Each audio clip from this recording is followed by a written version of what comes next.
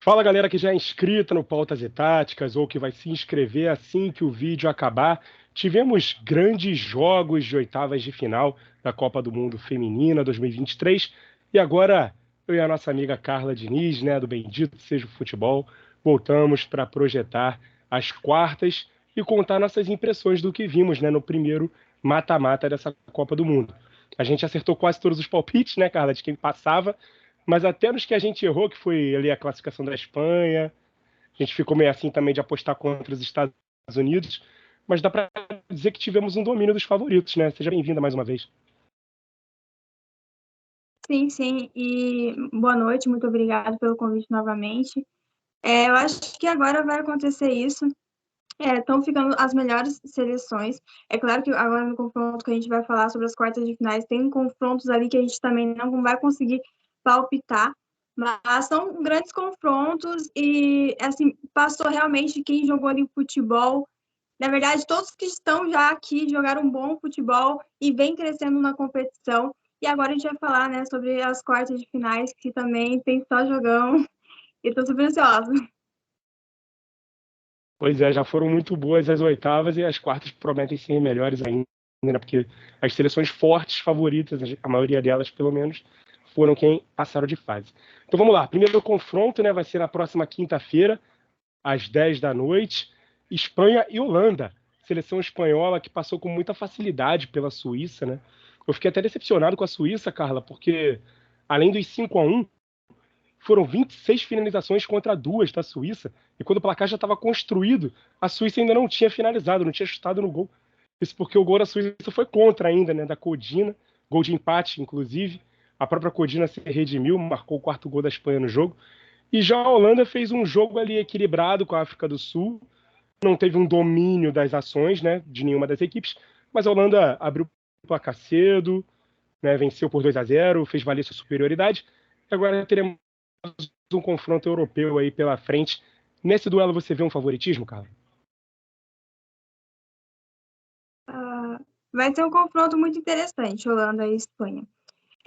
Eu acho que as posturas das equipes vão ser o seguinte: a gente vai ter uma Holanda, acho que um pouco mais paciente, esperando ali as ações da Espanha, né? Uma Espanha que preza muito pela posse de bola, preza muito ali pelos passes, realmente envolvendo o adversário. Mas eu acho que a Holanda, nessa paciência ali de esperar um pouco a Espanha, como vai conseguir achar alguns espaços ali, principalmente porque como a gente falou no outro vídeo, eu acho que a Espanha ainda defensivamente tem algumas falhas e deixa alguns espaços que a Holanda, que é assim uma seleção incrível, vai conseguir, né? Vai conseguir não, tem a possibilidade de achar esses espaços e aí ser efetivo nas finalizações.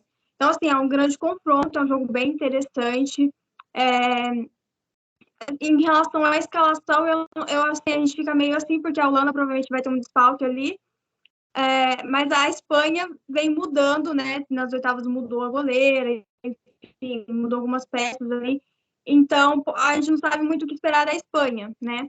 Mas eu acho que a Holanda vai ter a mesma formação, a mesma escalação, mas ainda a gente tem essa dúvida em relação à Espanha. A questão é que, assim, é um confronto de duas escolas fortíssimas ali na Europa, e, é, e assim, eu colocaria, não como favorita, mas ali,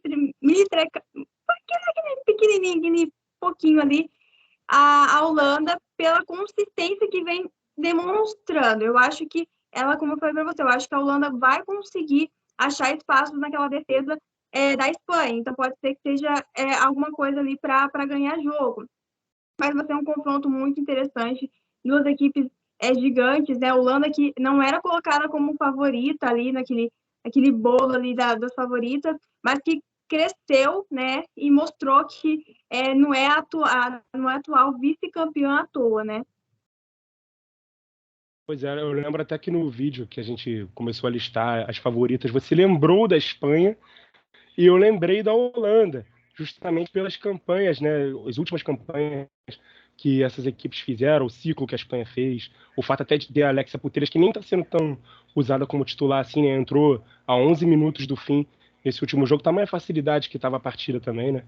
Mas, enfim, eu concordo com você, acho que a Holanda tem mais condições de machucar a Espanha, né, do que a Suíça teve, mas a gente estava apostando também no poderio defensivo que a Suíça teve, e a gente achou que isso poderia dificultar aquele jogo, aquele arame liso que a Espanha muitas vezes costuma ter de circular a área e não agredir, mas o ataque da Espanha funcionou e muito bem nessa partida. Então, vamos ver, eu estou esperando realmente um belo confronto.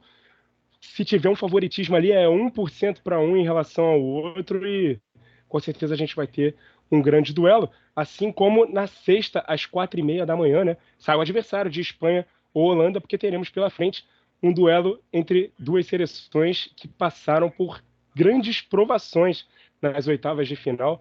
A gente já havia dito que seriam jogos pesados para ambas, e agora um jogo que tem tudo para ser tão pesado quanto ou mais pesado ainda, que é Japão e Suécia. Japão eliminou a Noruega por 3-1, num jogo em que o placar mostra uma elasticidade que o jogo, na minha opinião, não mostrou, Carla. Estava difícil a partida para o Japão, enquanto ainda estava 2-1, principalmente, mas o terceiro gol foi um gol ali de alívio para as nipônicas, que seguem o 100% de aproveitamento, mas finalmente foram vazadas, né? Na primeira fase não tinha tomado nem gol, e agora tomaram seu primeiro tento aí. E o Japão tem artilheira do Mundial até aqui, né? A Miyazawa, que tem 5 gols, se isolou ali, né? Passou a artilheira da seleção da Alemanha, né? Que estava empatada com ela ali com 4 gols. Já a Suécia precisou dos pênaltis para passar pela sempre favorita, né? A seleção norte-americana, que pela primeira vez na história são eliminadas antes das semifinais. Então não teremos um inédito feito em Copas, né? De qualquer gênero, de uma seleção ganhando 3 edições seguidas. E nem teremos o Penta dos Estados Unidos, né? Que poderia igualar a seleção brasileira masculina com esse feito de 5 títulos mundiais. Inclusive, a classificação da Suécia veio com emoção, né, Carla? 0-0 no tempo normal. Estados Unidos teve pelo menos 2 pênaltis decisivos para converter e se classificar. Desperdiçou os 2. Fomos para as cobranças alternadas. Estados Unidos voltou a perder um pênalti. E aí, no pênalti derradeiro da Suécia, em 2 tempos, né? A defesa foi feita, mas na segunda a bola já tinha atravessado a linha de fundo, 5-4 para a Suécia, num jogo que os Estados Unidos chutou 22 vezes contra 9 da Suécia em 120 minutos. Ou seja, a Suécia suportou muito bem a pressão dos Estados Unidos, vai grande para encarar o Japão, mas para você parece que o favoritismo continua do lado asiático, né, Carla? A gente conversou em off um pouco sobre isso. Sim, sim. Bom, como você falou, a Suécia, ela saiu gigante desse confronto contra os Estados Unidos. É claro que contou com a atuação brilhante da Mandzukic, a goleira, que, assim, gente, não passou nada. E aquele ataque ali dos Estados Unidos, como você mesmo falou, e não passou nada. Então, assim, foi um confronto bem interessante e emocionante. Foi para os pênaltis, aí teve todo aquele lance bem, né, de milímetro ali mesmo, realmente, para definir se foi gol ou não. Mas, assim, Suécia sai gigante, isso pode ser até uma virada de chave ali para as quartas. Mas ainda acho que o Japão pode, pelo que vem desempenhado, né, a gente pode projetando pelo que vem desempenhado, faz uma Copa do Mundo excelente. Acho que cresce também dentro da competição, mostrando esse futebol que consegue se adaptar ao adversário e, ao mesmo tempo, fazer esse seu jogo, né? Como fez com a Espanha, como a gente mesmo, né, falou em off, a Espanha, né, que esteve pela posse de bola, e elas deixaram a Espanha jogar, mas nos momentos que precisou ser efetiva, elas foram efetivas. Então, assim, é um jogo muito legal de se ver, é um desempenho de futebol muito legal, e pode ser que a Suécia não conte, talvez, com o brilho de algumas jogadoras, e aí fique menos favorita nesse jogo. Mas, como eu falei para você, como você mesmo citou, a Suécia sai gigante desse confronto contra os Estados Unidos, né? Porque você elimina a atual campeã. Mesmo que os Estados Unidos não tenham entregado tudo que podia ter entregado, querendo ou não, é os Estados Unidos, né? A camisa é forte ali. Então, realmente pode acontecer essa, né, virada de chave na Suécia. Mas ainda acho o Japão favorito pelo que vem desempenhado durante a Copa do Mundo. Pois é, o Japão tem mostrado um futebol realmente bem convincente para credenciá-lo como favorito. Mas a Suécia, mesmo tendo mostrado menos futebol, eu acho que, sei lá, né, sai de um confronto como esse, onde ela também era uma grande desafiante, também é uma seleção tradicional, também é uma seleção forte, que a gente no pré-Copa citou, entre as seleções que poderiam chegar longe. Talvez muita gente tenha se assustado, né, pela Suécia ter conseguido suportar, segurar os Estados Unidos, mas os Estados Unidos não fez uma boa Copa, não fez uma boa fase de grupos, até quando venceu sem nem sofrer finalização. Estava devendo, depois foram 2 empates, um deles contra a Holanda, onde martelou no final do jogo e não conseguiu vitória. Esteve a ponto de ser eliminado contra Portugal, que era uma seleção estreante. E aí contra a Suécia também imprime uma pressão. A Suécia consegue segurar. E aí nos pênaltis, que não é loteria, eu acho que é muito preparação psicológica, frieza. Os Estados Unidos teve o jogo à mão nos pênaltis várias vezes e não conseguiu se classificar. Então, assim, eu acho que a atuação do Japão contra a Noruega, ela foi até um pouco atípica, né? Porque o Japão vinha conseguindo vencer com muito mais autoridade suas partidas, e contra a Noruega ela sofreu um pouco mais, mas ainda assim construiu um placar de 2 de diferença.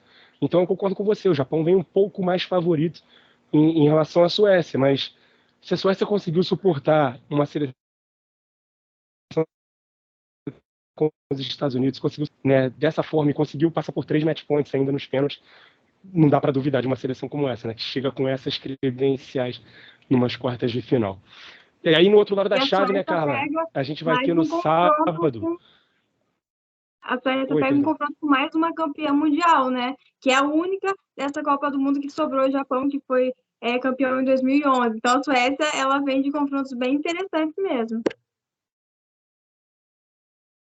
Pois é, e isso também faz a própria camisa da Suécia ficar mais pesada, né? Porque está sendo provada que está enfrentando seleções muito tradicionais, seleções campeãs do mundo.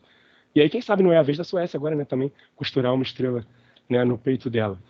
E aí a gente agora vai para o outro lado da chave, né? Porque no sábado a gente vai ter às 4 da manhã as donas da casa, a Austrália, encarando a França. A Austrália que não fez um jogo, aliás, tão superior assim contra a Dinamarca, finalizou menos, teve menos posse, mas foi muito assertiva, né? Se defende bem. Para muitos é um dos times que é mais bem organizados dessa Copa do Mundo. Teve a estreia finalmente da Sanquer, né, que não tinha conseguido estrear na fase de grupos. Ela estava até escalada para um jogo, aí passou mal, teve que ser substituída depois do hino. Ela entrou no segundo tempo nessa partida. A Austrália venceu por 2-0 e agora vai enfrentar a França, que mais uma vez, né, mostrou sua força. Última seleção a se classificar, entrar em campo nessas oitavas de final. Ficar bem cedo contra Marrocos, né, com 15 minutos já estava 1-0, com 20 já estava 2, com 23 já estava 3. Com muita facilidade, muita tranquilidade. Francesa Diani jogando com 3 gols, né, contra a Panamá. Hoje ela voltou aí às redes, Le Sommer também foi às redes.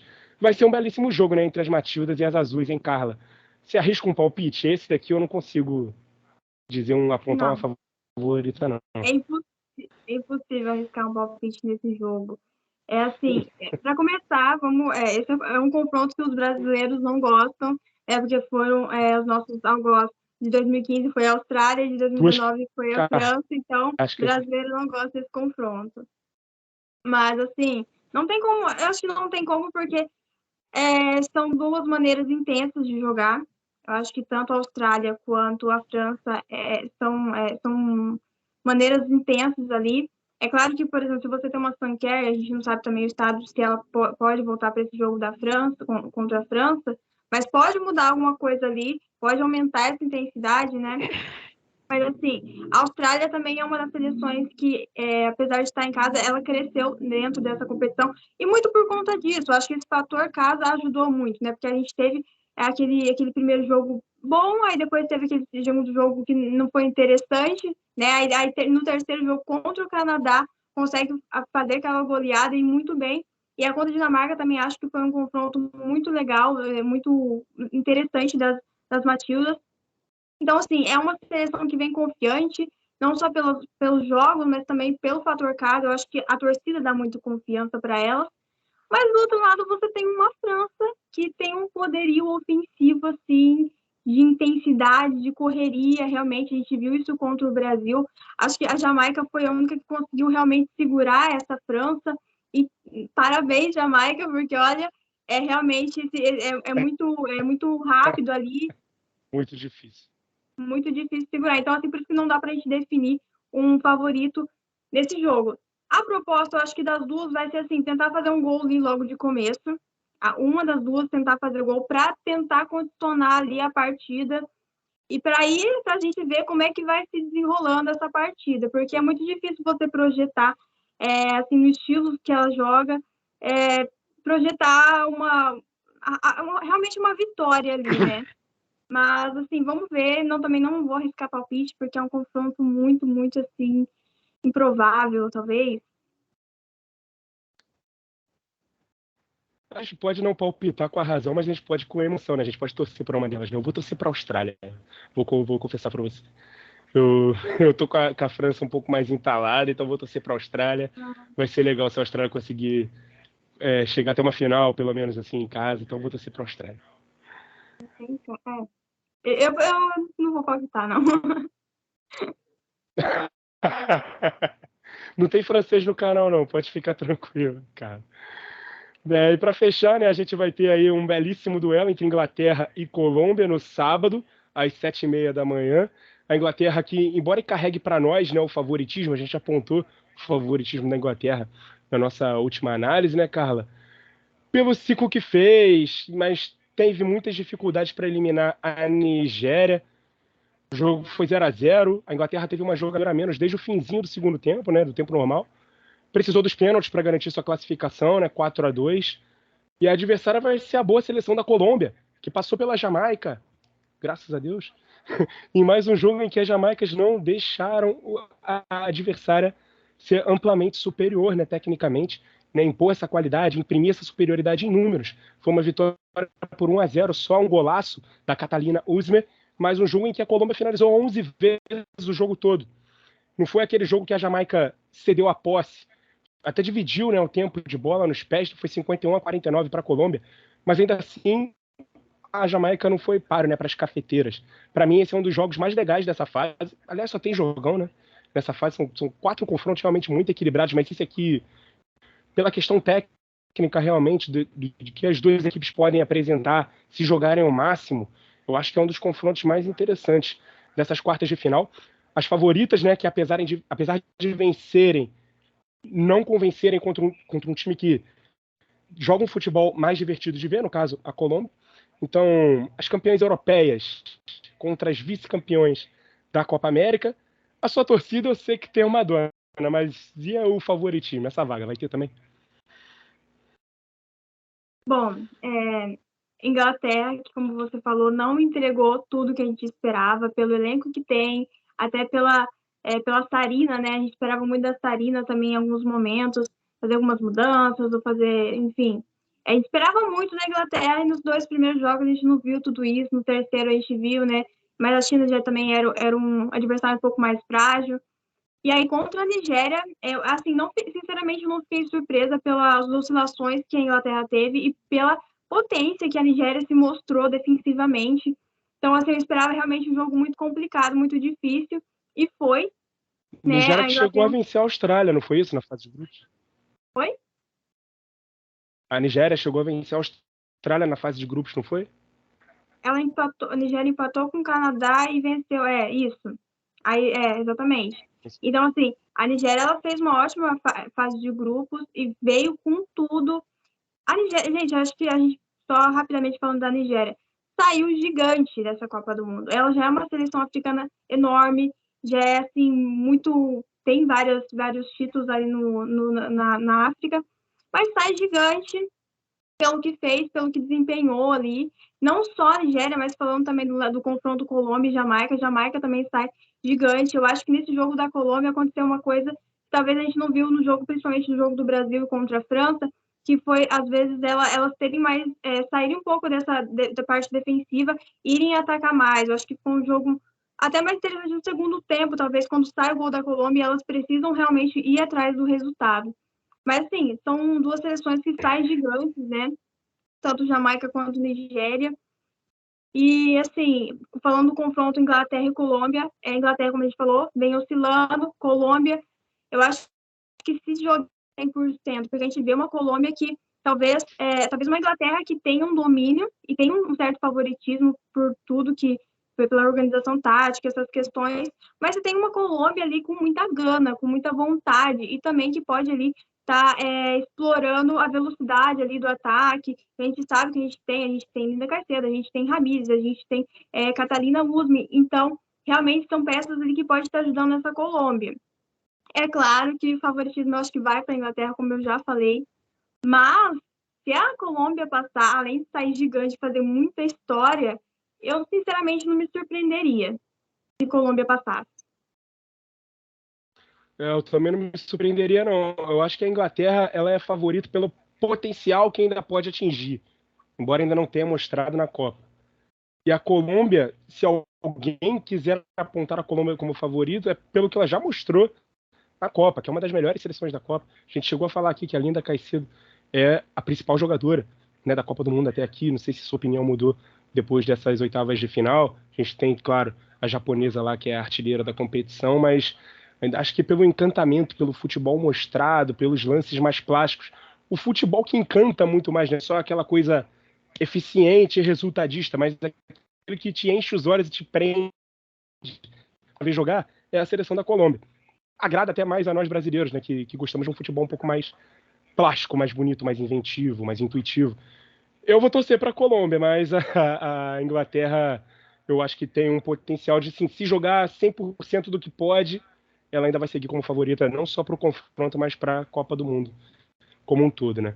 A gente já tem um caminho bem difícil, né, caso a gente tivesse se classificado, porque mesmo podendo pegar a Colômbia e eventualmente eliminando, né, a Colômbia ainda ia ter uma Inglaterra pela frente, a vida do Brasil realmente ia ser bastante difícil, né, Carla? Então, isso, né, gente? Você quer falar mais alguma coisa, Carla, para a gente finalizar aqui? Não, só isso. E assim, se os confrontos das quartas estão sendo incríveis, imagina a semifinal, né?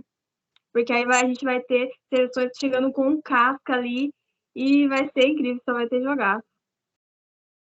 Com certeza, só vai ter grandes jogos, né? Mais 4 grandes jogos na próxima fase da Copa, começando na noite da próxima quinta-feira, terminando na manhã de sábado. Os horários estão até um pouquinho melhores de assistir, né? Nem tão dentro da madrugada assim. O pessoal vai poder colocar aí os ponteiros em dia para poder assistir. E é claro que a gente volta para repercutir as quartas de final e também projetar as semifinais da Copa do Mundo, mais histórica de todos os tempos, né, Carla? Muito obrigado mais uma vez pela sua participação, pela moral que você está dando aqui para a gente no canal.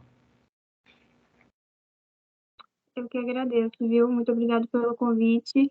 E semifinal, com certeza. Já estou ansiosa para a semifinal. E assim, eu já estou até um pouco triste, porque está acabando a Copa do Mundo, gente, né? Tá E foi assim, acabando, é isso que eu estava pensando. exatamente, foi rapidinho. Começou o dia. Rapidinho. E Pois é, assim, já está acabando.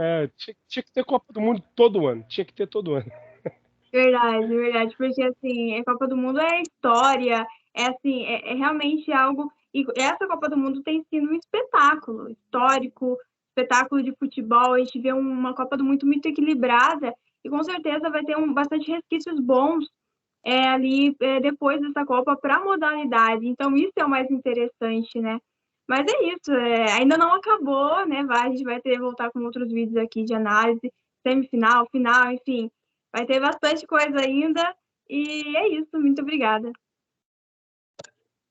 É isso, a gente que agradece. Então, Carla, agradece você também que acompanhou o vídeo até aqui. Continue ligado no Pautas e Táticas. E até a próxima.